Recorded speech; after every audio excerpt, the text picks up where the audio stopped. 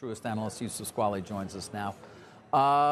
Yeah, Yusuf, I guess you think this spring sale has enough to sort of spring the stock a bit from here?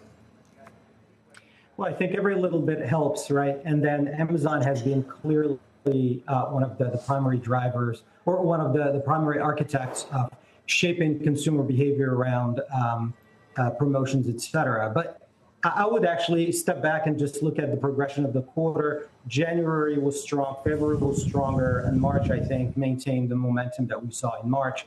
So the Truist card data indicates that the quarter should actually come out ahead, maybe $1 billion or $2 billion. And that's just on the marketplace. We think the AWS business is showing acceleration. Remember, it drops in Q2. And we think the advertising business is going to grow somewhere at twice the size or twice the rate of the broader advertising business. So we think it's going to grow somewhere between 25 and 30%. Digital advertising is growing in 10 to 15%. Yeah, and advertising obviously very high in margin. I'm always curious though, what would give you pause here? They can surprise us sometimes on quarters, particularly when it comes to how much they choose to spend. Yeah, I would say that's probably it.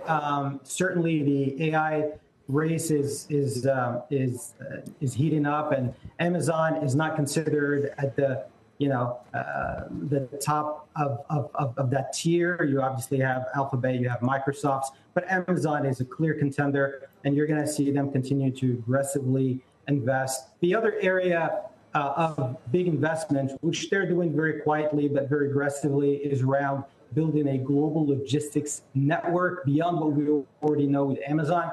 They have this vision of being able to offer delivery to merchants, literally from the supplier in China all the way to people's doors.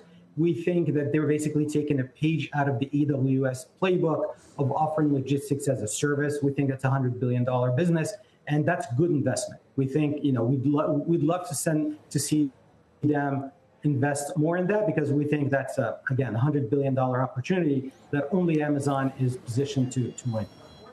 Yusuf, we started out talking about the e-commerce business, and the Piper Sandler survey that surveys teens twice a year came out today and shows us again that Amazon just continues to dominate teen market share. Really impressive numbers. 61%, basically, when they're asked where do they shop online, Amazon continues to be number one, but by 61%, and the second is Shein at 7%. I'm wondering how important it might be for an Amazon to grab a younger consumer's mind share, to keep them in this flywheel early on and then throughout their sort of spending life cycle.